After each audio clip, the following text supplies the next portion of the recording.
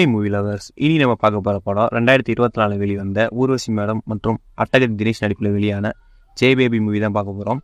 இந்த மூவி ஒரு feel குட்டான movie. Short and ஸ்வீட்டாக அந்த மூவியோட ஒன்லைன் தான். மன அளவில் பாதிக்கப்பட்ட தாய் தொலைந்து போகிறாங்க, அவங்களை தேடி மகன்கள் போகிறாங்க. அதான் அந்த படத்தில் ஒன்லைன். இந்த படம் உங்களுக்கு ரொம்ப பிடிக்கும்னு நினைக்கிறேன். வாங்க மூவிக்குள்ள போகலாம். நான் உங்கள் unique. Welcome to unique voice over. மறக்காமல் லைக் அண்ட் சப்ஸ்கிரைப் பண்ணிடுங்க. மூவி ஸ்டார்டிங்கில் ஒரு ஆளை காட்டுறாங்க. இந்த கேரக்டர் பேர் வந்து செந்தில், நமக்கு செந்தில்னே வச்சுக்கலாம். அதே போல் இன்னும் நம்ம அட்டகதி தினேஷ் காட்டுறாங்க. அவருக்கு வந்து இந்த மூவியில் கேரக்டர் வந்து சேகர். இது ரெண்டு நம்ம ஞாபகம், இந்த ரெண்டு பேர் கேரக்டருக்கும் நம்ம செந்தில் சேகர் ஞாபகம் வச்சுக்கலாம். இப்போ வந்து போலீஸ்காரங்க வந்து செந்திலுக்கும் சேகருக்கும் கால் பண்ணி இதப்போ நீங்கள் ஸ்டேஷன் வாங்க அப்படின்னு சொல்கிறாங்க. செந்திலும் சேகரும் ஸ்டேஷனுக்கு போகிறப்ப ரெண்டு பேரும் வந்து மூஞ்சி திருப்பிக்கிற வச்சுக்கா தெரியுது. ரெண்டு பேருக்கும் எந்த பிரச்சனைன்னு தெரியுது. அதே நேரம் கான்ஸ்டபிள் வந்து இவங்க ரெண்டு பேரும் வந்துட்டாங்க அப்படின்னு சொல்லிட்டு போலீஸ்காரர் சொல்கிறாங்க. உள்ள அவங்களை கூப்பிடுங்க அப்படின்னு சொல்லிட்டு உள்ள ரெண்டு பேரும் போகிறாங்க. இன்ஸ்பெக்டர் வந்து கேட்குறாரு, உங்கள் அம்மா எங்கே அப்படின்னு சொல்லிட்டு நம்ம சங்கர் கிட்ட கேட்க, எங்கள் அம்மா பெரியக்கா வீட்டில் இருக்காங்க அப்படின்னு சொல்லும்போது, இன்ஸ்பெக்டர் நீ ஃபோன் பண்ணி கேளு, கடைசியாக எப்போ வந்தாங்க அப்படி கேளு சொல்லும்போது, அவங்களுக்கு கால் பண்ணி கேட்டால் இங்கே வரல அப்படி சொல்லும்போது, செந்தில் கேட்குற சார் எங்கள் அம்மா எங்கே சார் சொல்லிட்டு போலீஸ்கிட்ட கேட்குறாரு. அப்போ அந்த போலீஸ் சார் சொல்கிறாரு, உங்கள் அம்மா வந்து வெஸ்ட் பெங்காலில் இருக்காங்க, உங்கள் அம்மா அங்கே விட்டுட்டு நீங்கள் என்ன பண்ணிட்டு இருக்கீங்க, அங்கேருந்து எனக்கு இன்ஃபார்ம் வருது அப்படின்னு சொல்கிறாரு. அங்கேருந்து எங்களுக்கு காண்டாக்ட் பண்ணாங்க, நேம் வந்து மூர்த்தி, அவர் நம்பர் தர, அவர் நம்பரை வாங்கிக்கிட்டு நீங்கள் ரெண்டு பேர் தான் போய் கூப்பிட்டுட்டு வந்து எனக்கு வந்து ஃபோட்டோ எடுத்து நீங்கள் அனுப்பணும் அப்படின்னு சொல்லி போலீஸ் வந்து வார்ன் பண்ணி அனுப்புகிறாங்க.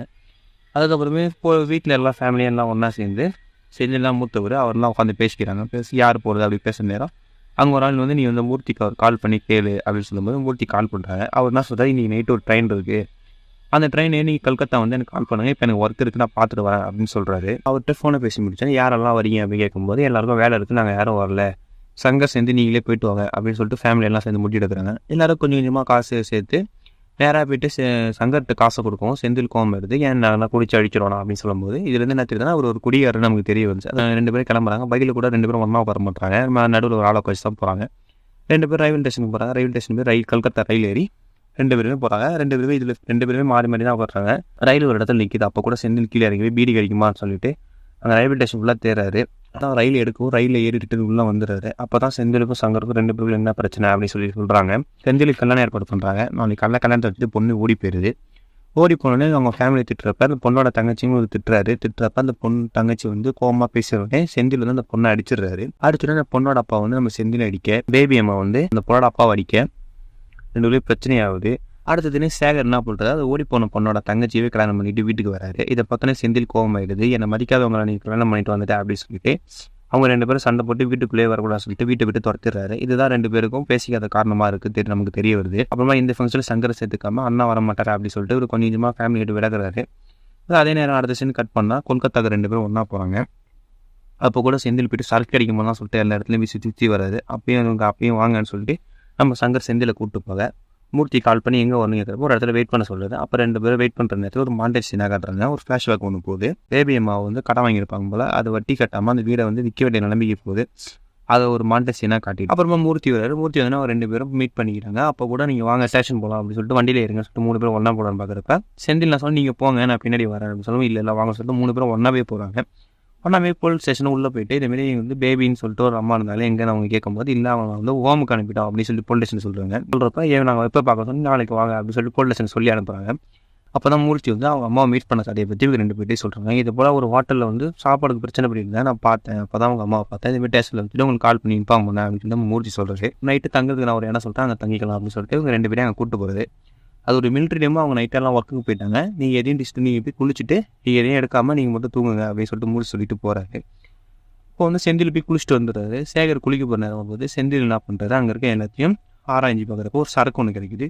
சரக்கு எடுத்து குடிச்சிட்டு தனக்கு கொஞ்சம் எடுத்து வச்சுட்டு அவர் அப்படியே சமத்து போல பேர் படுத்துறாரு. சங்கர் வந்து குளிச்சுட்டு வர்றாரு. குளிச்சுட்டு வந்து லைட்டாக நோட் பண்ணுறாரு. அப்புறமா எதுவும் கேட்காம அவர் கண்டுக்காமல் படுத்து தூங்கிடுறாரு. நைட்டு கொஞ்ச நேரம் செந்தில் வந்து போதையில் வந்து சங்கரை திட்டுறாரு. அப்போ வந்து சங்கர் ஏஞ்சி அவர் பேக்கை செக் பண்ணுறப்ப இவர் எடுத்து வச்சு சரக்கை வந்து அவர் கவனிச்சுட்டு அடுத்த சீன் போலீஸ் ஸ்டேஷனுக்கு வந்து மூர்த்தி அவங்க ரெண்டு பசங்க எல்லாரும் போகிறப்ப மூர்த்தி சொல்கிறாரு, இவங்க தான் சார் நம்ம அம்மாவோட பசங்க வந்துட்டாங்க இதுமாரி சொல்லும்போது ஐடி ப்ரூஃப்லாம் கொடுங்க அப்படின்னு சொல்லிட்டு மூணு பேரோட ஐடி ப்ரூஃப்லாம் செக் பண்ணிவிட்டு அது லெட்டர் கொடுத்து நீங்கள் ஹோமில் போய் உங்கள் அம்மா கூட்டுங்க அப்படின்னு சொல்லிட்டு அவர் சொல்ல, இவங்க எல்லாரும் ஹோமுக்கு கிளம்பி போகிறாங்க. ஹோமுக்கு கிளம்பி அங்கே போய் பார்த்தா ஜென்ஸ் அலோட சொல்லிட்டு வெளியே நிற்கிறப்ப அங்கே ஒரு லேடி வராங்க. அவங்ககிட்ட சொல்கிறாங்க இதுமாரி வந்து அந்த அம்மாவை கூப்பிட வந்துருவோம் அப்படின்னு சொல்லும்போது, இன்றைக்கி சண்டே இன்றைக்கி யாரையும் கூப்பிட முடியாது, நாளைக்கு வந்து கூப்பிட்டு போங்க அப்படின்னு அவங்க சொல்கிறாங்க. மூர்த்தி என்ன பண்ணி செந்தில் சங்கர் கையில் வந்து ரிட்டர்ன் ரைட் டிக்கெட் கொடுத்துட்டு நீங்கள் இன்றைக்கி சுற்றி பாருங்கள், நம்ம நாளைக்கு அம்மா கூப்பிட்டு போகலாம் அப்படின்னு சொல்லிட்டு எனக்கு ஒரு வீட்டில் ஒரு வேலை சொல்லிட்டு அவர் போகிறாரு. செந்தில் அதே நேரமும் நேற்று திட்டுறமா சரக்கு அடிக்கலாம்னு சொல்லிட்டு போக அதை எடுத்து குடியில் தண்ணியாக இருக்குது. அப்போ தான் சங்கர் வந்து தண்ணி எடுத்து மாற்றி வச்சிட்டாரு. அதுலேயே ரெண்டு பேரும் கோவமாக பேசிக்கிட்டு சாப்பிட போகலாம் சொல்லிட்டு அங்கே சில ஃபன் பண்ணிவிட்டு நைட்டு நேரம் ஆகுது. நைட் ஆனோடனே மூர்த்தி வந்தோடனே செந்தில் வேகமாக போயிட்டு நேற்று தங்கணும் இல்லை சார், அந்த ரூமில் போய் தங்க போகிறோமா அப்படின்னு சொல்லிட்டு அவர் கேட்க, இல்லை இன்றைக்கி எல்லாரும் அவங்க வேலையை முடிச்சுட்டு வந்துட்டாங்க, இன்றைக்கி நம்ம அங்கே தங்க போகிறோம், அவங்களுக்கு வேறு ரூமு பார்த்து சொல்கிறான்னு சொல்லிட்டு இவங்களுக்கு ரூம் தேடுறாங்க. அப்போ இந்த ரூமும் கிடைக்கல. அப்போ செந்தில் என்ன பண்ணிடுறாரு, நம்ம மூர்த்திக்கிட்டேயே சார் சரக்கு கிடைக்குமா அப்படின்னு கேட்கும்போது அவர் வண்டியில் சேர்ந்து சரக்கு எடுத்து கொடுக்குறாரு.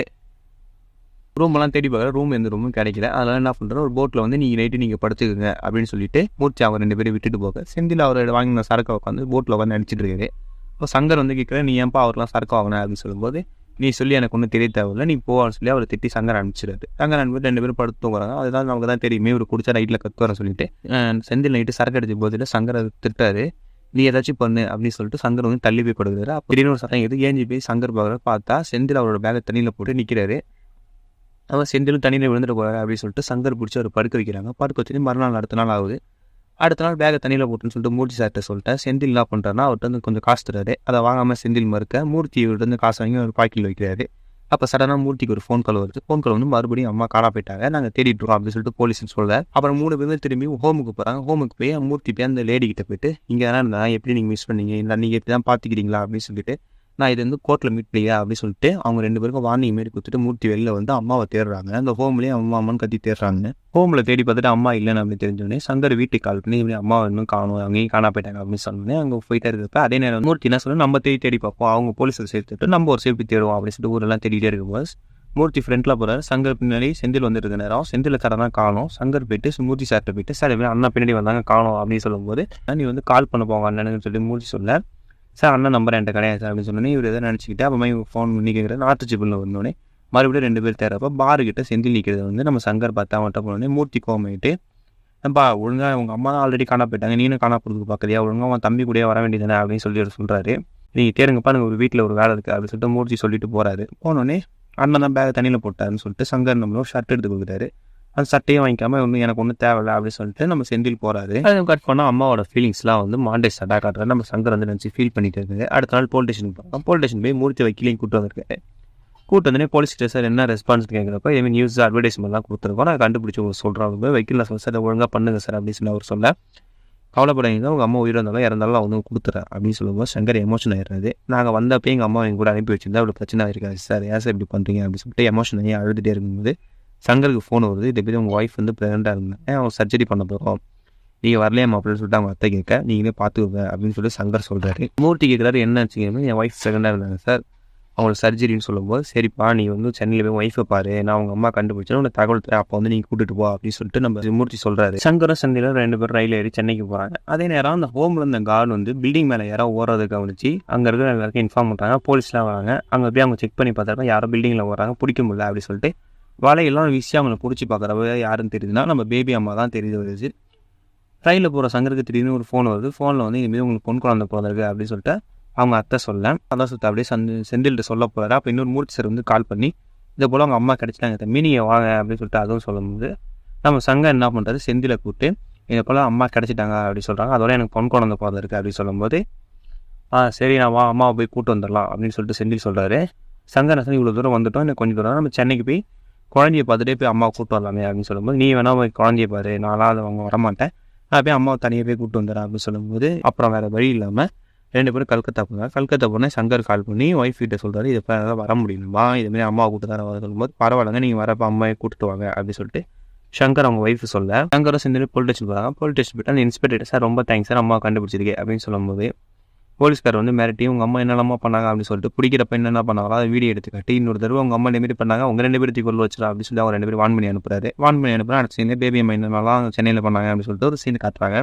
ஒரு பையன் சைக்கிளில் வந்து பேபி அம்மா பையன்ட்ட வந்து இது போல் அவங்க அம்மா ஒரு வீட்டை கூட்டிகிட்டு போயிட்டாங்க, வந்து பாருங்க அப்படின்னு சொல்லி போவாங்க. இவங்க வந்து அவங்க பையன் என்ன பண்ணுறாரு, பூட்டை திறக்கிறதுக்கு அந்த இடத்துக்கு போகிறாரு. அங்கே போய்ட்டு சாவி கிடைக்கல, இருங்க நான் அம்மாட்ட வாங்கிட்டு வரேன் அப்படின்னு சொல்லிட்டு அவர் பின்ன அம்மா போய்ட்டு வீட்டில் போய்ட்டு சாவி வீட்டை கூட்டிகிட்டு வந்தியம்மா அந்த சாவி எங்கள் கேட்கும்போது நாளாக எதுவுமே பண்ணலை அப்படின்னு சொல்லிட்டு போகிறாங்க. செக் பண்ணி போகிற அப்போ நிறைய சாவி கிடைக்குது. அவங்க அம்மா இதே வேலை தான் வச்சுருக்காங்க போல். வீட்டில் இருக்க நகையெல்லாம் எடுத்துகிட்டு போயிட்டு இல்லாதவங்களுக்கு கொடுக்குறது. அதே போல் சங்கர் வந்து ஸ்கூல் பசங்களாம் ட்ரிப் அடிக்கிற வேலை பார்ப்பாரு. அப்போ ஒரு குழந்தைய வந்து ஒரு வீட்டில் இறக்கிட்டு வந்து பார்த்தா வண்டியில் இன்னொரு குழந்தை காணா போயிருக்கோம். அதை வந்து அவங்க சுற்றி முற்றி கேட்பாரு, அவருக்கு தெரியல சொல்லும்போது அந்த குழந்தையோட பேரண்ட்லாம் வந்து நம்ம சங்கரை போட்டு அடிக்கிறப்ப அப்போ வந்து தூரத்தில் வந்து நம்ம பேபி அம்மா தான் அந்த குழந்தைய கூப்பிட்டு போயிட்டு ஐஸ்கிரீம் வாங்கி சாப்பிட்டு வந்திருப்பாரு. வீட்டுக்கு வந்தோடனே நம்ம பேபி அம்மா வந்து சங்கர் ஏமா அந்த மாதிரி பண்ணேன், என்ன கேட்காம எதுக்கு அந்த குழந்தைய தொட்ட அப்படின்னு கேட்கும்போது, இல்லைப்பா பக்கத்து வீட்டு பொண்ணு பேர் இருந்துச்சுப்பா, அதாம கூப்பிட்டு போய் ஐஸ்கிரீம் வாங்கி வந்து கொடுத்தா அப்படின்னு அவங்க சொல்ல, இதை போல பண்ணாத அப்படின்னு சொல்லிட்டு பேபி அம்மா கோவம் வந்து உன்ட்ட சொல்லி தான் எதாவது செய்யணுமா, அவன் பேச்செல்லாம் கேட்க முடியாது அப்படின்னு சொல்லிட்டு வீட்டு விட்டு வெளில போகிறாங்க.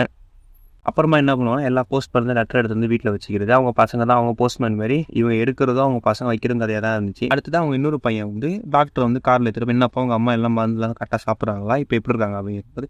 எங்க மருந்தெல்லாம் சாப்பிட்றது கிடையாது, நான் அவங்க டீ குடிக்க போவாங்க, டீ கடைக்காரன்ட்ட சொல்லி இந்த டீயில் கலந்து கொடுத்துட்றாங்க அப்படின்னு சொல்லும்போது இதையும் பேபி அம்மா கண்டுபிடிச்சி டீ காரனை மிரட்டி அங்கே கடையவே அடிச்சுன்னு ஒதுக்கிட்டு வந்துடுறாங்க. வந்துட்டு நைட்டில் போலீஸ்காரன் வந்து ரோட்டில் தூங்கிட்டு இருக்கிறப்ப, நீ என்ன டியூட்டி பார்க்குறேன், நான் தான் டியூட்டி பார்க்குறேன், போலீஸ்காரன்ட்ட ஃபன் பண்ணிட்டு இருக்காரு. உனக்கு பையன் இருக்கானம்மா போலீஸ்காரங்க இருக்கிறப்ப இருக்கா நம்பர் தெரியுமா சொல்லுவோம், நம்பரை கொடுத்துட்டு போலீஸ்காரர் என்ன பண்ணுறாரு, இதுக்கப்புறம் அவங்க அம்மாவுக்கு உடம்பு சரியில்லைப்பா நீங்கள் வாப்பா அப்படின்னு சொல்லிட்டு அந்த அவங்க பையன்கிட்ட சொல்ல, நீ ஏதாச்சும் பண்ணு நான் போகிறேன்னு சொல்லிட்டு பேபி அம்மா போயிடுறாங்க. போனேன் அவங்க பையன் வந்து போலீஸ்காரன்ட்ட இங்கே ஒரு கால் வந்து சார் அப்படின்னு சொல்லும்போது, நீ தான் அந்த அம்மாவோட பையனா அப்படிங்கிறேன். ஆமாம் சார் நான் என்ன சொன்னோன்னே லத்தி எடுத்து ரெண்டு பேருக்கும் ஒன்று வச்சு போங்க போய் உங்கள் அம்மா போய் இதுமாரி வெளில விட்டு நிற்காதீங்க அப்படின்னு சொல்லி அடிச்சு துரத்துறாரு. அதே போல் ஒரு நாள் வந்து சங்கருக்கு வந்து ஃபோன் வருது, இதுமாரி உங்கள் அம்மா போஸ்ட் ஆஃபீஸில் இருக்காங்க நீ வந்து பாரு அப்படின்னு சொல்கிறப்ப சங்கர் நம்பர் போஸ்ட் ஆஃபீஸ் போகிறாரு. அப்போ என்ன ஆயிடுச்சுன்னா இவங்க வந்து பேபி அம்மா வந்து வாடிக்கையாக எல்லா போஸ்ட் ஆஃபீஸில் லெட்டர் எடுக்கிறப்ப தெரியாதமாக மாட்டிக்கிறாங்க. போல மாட்டிக்கிட்டு போஸ்ட் ஆஃபீஸில் உட்கார வச்சுறாங்க. சங்கர் போய்ட்டு என்னாச்சு பண்ணிக்கிறப்போ இதெல்லாம் என் பார்சல் கொடுக்க மாட்டாங்க அப்படின்னு சொல்லிட்டு சொல்லும்போது, இது இல்லைம்மா இல்லை அவங்க பார்சல் சொல்லிட்டு பொறுமையாக சொல்கிறாரு. அவங்க கேட்கவே இல்லை என்னோடது என்னன்னு சொல்லும்போது கோவத்தில் சங்கர் என்ன பண்ணுறான் அவங்க அம்மாவை அடிச்சிடாரு. அடிச்சோடனே என்னப்பா என்னையே அடிச்சிட்டான்னு சொல்லிட்டு அவங்க வேகமாக வெளில போகிறாங்க. போனே வீட்டில் வந்து சங்கர் அவங்க ஒய்ஃப்ட்ட சொல்லிட்டு இருக்காரு, இதுக்கப்புறம் அம்மாவை கோவத்தில் அடிச்சிட்டேன் அப்படின்னு சொல்லிட்டு ரொம்ப ஃபீல் பண்ணிட்டே இருக்க நேரம் அவங்க அம்மா வந்துடுறாங்க. வந்து அப்பா பசிக்குதுப்பா அப்படின்னு சொல்லும்போது வீட்டில் உட்காந்து சாப்பிட்டுட்டு இருக்காங்க. சங்கர் ரொம்ப எமோஷனல் ஆகி இதுக்கப்புறம் சாரிம்மா நான் தெரியாமல் அடிச்சிட்டேன் உன்னை ஏமா அடிச்சிட்டேன்னு சொல்லிட்டு ரொம்ப ஃபீல் பண்ணுறாரு. அவங்க அம்மா சொல்கிறாங்க அவங்க அம்மாவை எமோஷன் ஆகி இதை போலப்பா எனக்கே தெரியல என்ன ஆகுதுன்னு சொல்லிட்டு நான் என்ன பண்ணுறேன்னு எனக்கே தெரிய மாட்டேது அப்படின்னு சொல்லிட்டு அவங்களும் எமோஷன் ஆகுது. அம்மாவுக்கு அடுத்தடுத்து இதுதான் ஆகுது, நம்ம ஹாஸ்பிட்டலுக்கு கூட்டி போகிறோம் சொல்லிட்டு ஃபேமிலியாக எல்லோரும் பேசுகிறாங்க. யார் கூப்பிட்டு போவாங்க அப்படி பேசுகிற நேரம் மறுபடியும் எல்லாருக்கும் அவங்க ஒரு வேலை இருக்குப்பா நான் போக முடியாதுன்னு சொல்லும்போது சரி சங்கரும் அவங்க அக்காவும் கூப்பிட்டு போகிறோம் அப்படின்னு சொல்லி பேசிக்கிறாங்க. அம்மாவை கூப்பிட்டு ஹாஸ்பிட்டலுக்கு போவாங்க. ஹாஸ்பிட்டலுக்கு போனோடனே டாக்டர் வந்து அம்மாவை செக் பண்ணி பார்த்தோன்னே டாக்டர்கிட்டையும் பேபி அம்மா ரொம்ப ஆசையாக பேசுகிறாங்க. அதுக்கப்புறம் சங்கரும் அவங்க அக்கா கிட்டே கேட்குறாங்க டாக்டர் என்ன ஆச்சுன்னு கேட்கும்போது, அம்மாவுக்கு வந்து அப்பாவை ரொம்ப பிடிக்கும், அவர் ஹார்ட் அட்டாக்ல இறந்துட்டாரு, அது இல்லாமல் வீடை வந்து கடன் வாங்கியிருந்தோம், வட்டி கட்டாமல் வீடு விற்க வேண்டிய நிலைமையாக போயிடுச்சு, அதனால தான் அதுலேருந்து அம்மா இப்படி ஆகிட்டாங்கன்னு சொல்லும்போது எத்தனை வருஷமாக இருக்காங்க அப்படின்னு சொல்லி டாக்டர் கேட்க 3 வருஷமாக இருக்காங்க டாக்டர், இது போல் தானாக சரியாடுன்னு சொன்னாங்க, ஆனால் சரியாகல, அதான் இப்போ டாக்டர் உங்களுக்கு பார்க்க வந்திருக்கோம் அப்படின்னு சொல்லும்போது சரிம்மா இங்கே அட்மிஷன் பண்ணி வச்சு நீங்கள் அவங்கள இங்கே இருக்கிறீங்க நான் பார்த்துக்கிறேன் அப்படின்னு டாக்டர் சொல்லிட்டு போகிறாங்க. பேபி அம்மா வந்து அந்த ஹாஸ்பிட்டலில் அட்மிஷன் ஆகிறாங்க. அட்மிஷன் ஆகிட்டு 2 நாள் அங்கே இருக்க எல்லா கூடயும் சாப்பிட்ற ஜெல் ஐஸ் எல்லா கூட என்டர்டைன்மெண்ட்டில் இருக்காங்க. அங்கே இருக்க எல்லாருக்கும் ஹெல்ப் பண்ணுறது, அங்கே கூட எல்லாரும் கூட ஜாலியாக பேசுறதுன்றாங்க. 2 நாள் முடியுது. 2 நாள் முடிஞ்சோடனே அவங்க சங்கர் நான் சொல்கிறேன் அம்மா இது தீபாவளி இருக்குமா அப்படின்னு சொல்லும்போது அம்மாப்பா வேலை இருக்குவா போகலாமான்னு சொல்லிட்டு எல்லாத்தையும் ரெடியாக வராங்க. ரெடி ஆனோடனே அம்மா இருமா டாக்டர்கிட்ட கேட்டு போகலாம் அப்படின்னு அவர் சொல்கிறாரு. இல்லைப்பா போகும்பா சொல்லும்போது இல்லை டாக்டர்கிட்ட கேட்டு போக சொல்லுவாங்க. நான் போவேன் அப்படின்னு சொல்லிட்டு பிடிச்சவங்களை வந்து மைக்கோசி போட்டு வச்சுறாங்க. வச்சோடனே நான் சங்கர் என்ன பண்ணுறேன் அவங்க ஒய்ஃப் கால் பண்ணி இப்படி உடம்பு எதுவும் சரியில்லை அப்படின்னு சொல்லும்போது சரின்னு சொல்லிட்டு அங்கே இருக்கிற வார்டன்கிட்ட காசை கொடுத்துட்டு அம்மாவை பார்த்துங்க நான் வந்துடுறேன் அப்படின்னு சொல்லிட்டு அவங்க போகிறாங்க. ஆனால் அம்மா வந்து என் பையனை பார்க்கணும்னு சொல்லிட்டு ரிட்டன் வந்து பேபி அம்மா வெளில வந்து பார்க்குறப்ப அவர் இல்லை உன்னை விட்டுட்டு போயிட்டாங்க அப்படின்னு சொல்லும்போது அவங்க வந்து மனசு கஷ்டமாகி எல்லாரும் என்னை விட்டுட்டு போயிட்டாங்க அப்படின்னு சொல்லிட்டு ரொம்ப மனசு கஷ்டமாக தப்பிச்சிடுறாங்க. தப்பிச்சுட்டு அடுத்த நாள் காலையில் சங்கர் அவங்க அக்கா அம்மாவை காணும் அப்படின்னு சொல்லிட்டு ஊரெல்லாம் தேடுறப்ப அவங்க அம்மாவை கண்டுபிடிச்சோம் எல்லாரும் என்னை விட்டுட்டு போயிட்டீங்களே அப்படின்னு சொல்லி என் பின்னாடி யாரோ வராதின்னு சொல்லி திட்டிட்டு பேபி அம்மா அங்கேருந்து போகிறாங்க. அடுத்த சீனில் பேபி அம்மா வந்து அந்த ஹோமில் இருந்து வராங்க. வந்தோடனே செந்திலையும் சங்கரையும் பார்த்துட்டு ரொம்ப கட்டி பிடிச்சி எமோஷன் ஆகிட்டு அங்கே உள்ளே ஹோம்குள்ளேயே 2 பேரும் பேசிக்கிறாங்க. பேசிக்கிறப்ப என்ன பண்ணி கேட்கும்போது சங்கர் சொல்கிற இதுமாதிரி எனக்கு பெண் குழந்தை பிறந்திருக்குமா அப்படின்னு சொல்லும்போது பேபி அம்மா நான் சொன்னேன் பார்த்தி அப்படின்னு கேட்குறேன். இல்லைம்மா நீ வந்தால் தான் நான் பார்க்கலாம்னு சொல்லிட்டு இருக்கேன். இங்கே இருக்கிற எல்லாரும் கூட பேபி அம்மா ஃபுல்லாக ஃப்ரெண்ட்லியாக பேசிகிட்டு இருக்காங்க. போல அங்கே பெங்காலி தெரினா கூட தப்பு விஷயம் ஃபன் பண்ணிகிட்டு இருக்காங்க. அப்புறமா அம்மாவை பார்த்துட்டுன்னு சொல்லிட்டு ஸ்டார்டிங்கில் சொன்ன போலீஸுக்கு ஃபோட்டோ எடுத்து அனுப்பிட்டேன்.